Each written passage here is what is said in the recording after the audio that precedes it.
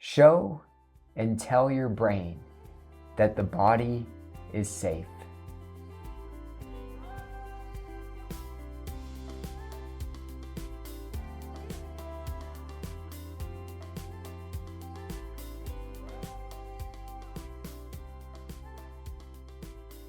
Hi everyone, welcome back to another video. We have an interesting topic today, a play on words. Show and tell your brain that the body is safe.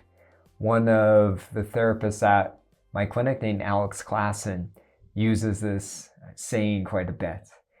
And it's important. Now I have a little story to explain how we can show and tell our brain that the body's safe. I was walking my puppy, Darla, who's adorable, by the way. She's a German Shepherd cross.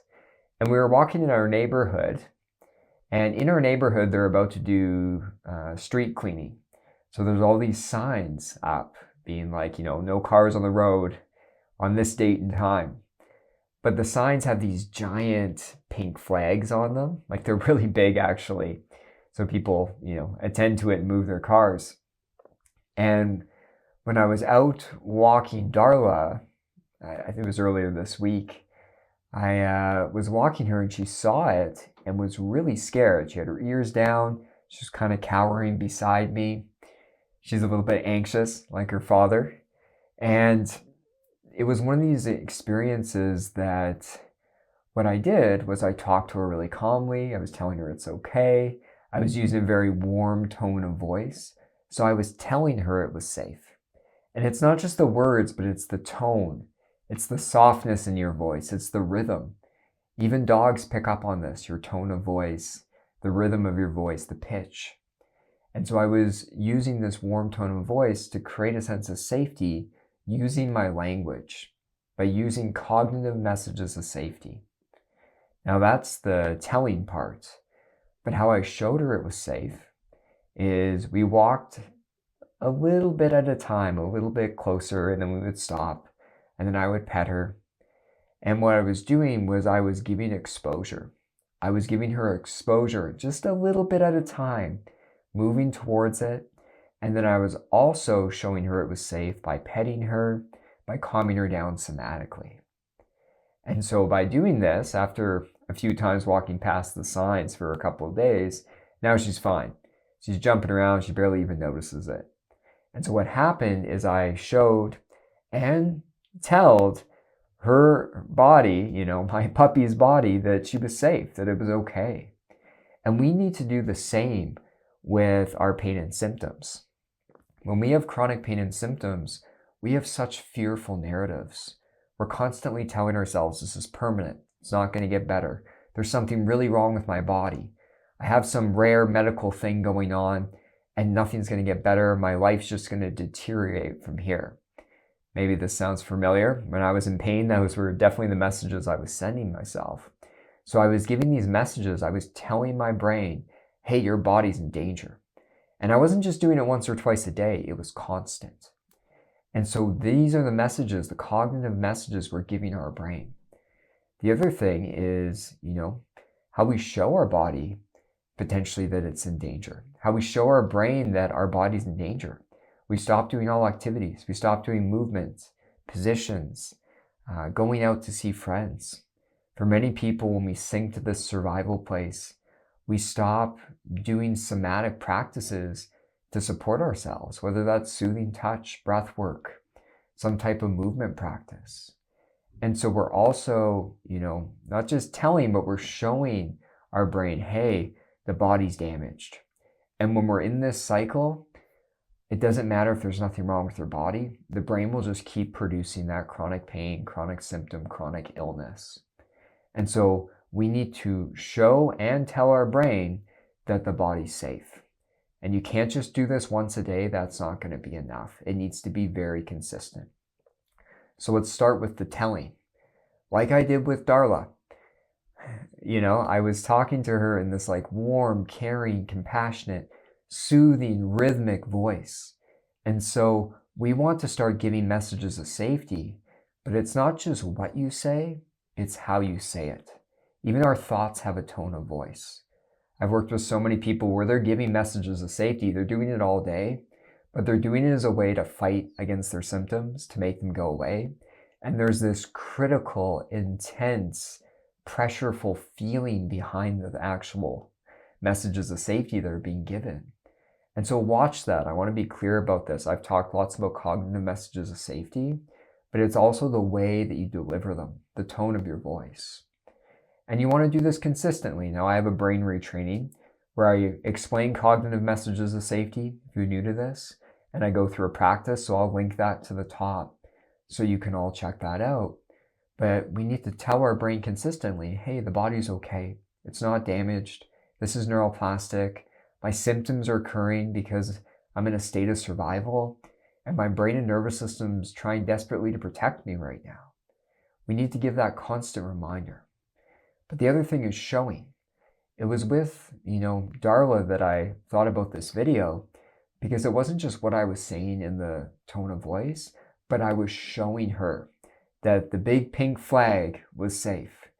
And how I did that is we slowly engaged in exposure practices where I was edging her towards the flag, little bit by little bit, not forcefully. I wasn't like dragging her down the street or anything. I was doing it step by step and then soothing her with my touch. And so this is how you show your brain that you're safe. It's important to understand this because the cognitive messages of safety alone will not be enough. See, the cognitive messages of safety, the telling your brain that the body's safe, that's the neocortex, which, is responsible for cognition, language, making meaning out of things. That's the neocortex. And yeah, the neocortex is involved, of course, in terms of pain being turned on or off, or symptoms being turned on or off. But we also want to talk about the primitive brain. The primitive brain is a lower brain function. It leads into your autonomic nervous system. And what's important to know about the primitive brain, and Alan Gordon talks about this, chronic pain and symptoms are often occurring because the primitive brain just does not feel safe. He talks about that a lot. And the important thing to know about the primitive brain is it just doesn't speak words. It doesn't understand words. It speaks with sensation. And so how do we communicate with it? With our behaviors and somatically, by doing somatic practices, by somatically calming ourselves. And so, with exposure work, we talk about breaking conditioned responses. Me and Anne did a really long podcast episode where we lay it all out for you. The exact process of how I healed, how I used a mind-body approach to actually start to use my body fully and completely. In fact, after this, I'm going to go do some yoga, some power yoga. That wouldn't have been possible, but how I got there was I showed my brain consistently that my body was safe. And so I'm going to link that video to the top. I know it's long. I really recommend you listen to it the whole way through because it explains the entire process of starting to break conditioned responses, associations, and starting to be able to move your body the way you want while being symptom-free. It's going to take a bit of practice, but it's that exposure work, just like I did with Darla. Now, the other big thing I talk about on the channel, how you communicate to the primitive brain that you're safe, is with somatic practices that calm you somatically in your body. It's not the words you're speaking. And so there's lots of ways of doing this. This could be with the senses. This could be you going outside, sitting on your back deck, sitting on your porch, and just listening to the birds. Noticing where your eyes want to look. Noticing how your senses affect your system and calm it. The senses, it's such a simple topic, strategy, but people just don't do it. I'm guilty of this too. When I went for a walk this morning with Darla, that's what I was doing. Went to kind of this wooded area by my house. And I spent the whole walk just really soaking it in. That's a somatic message of safety. I was showing my brain in that moment, hey, you're safe. We don't have to be fearful. We don't have to be frustrated right now. We can just be in nature. And so showing somatically could also be with breath work. I have a great video on this, going through like 5 really common polyvagal breathing practices that Deb Dana talks about a lot. I'll link those to the top that you can check them out. These are things that I do all the time. If I'm standing in the grocery store line, lots of other people are just scrolling on their phone. I'm just standing there for 5 minutes doing this breath work because I want to communicate to my primitive brain, to my autonomic nervous system, that I'm okay, that I'm safe.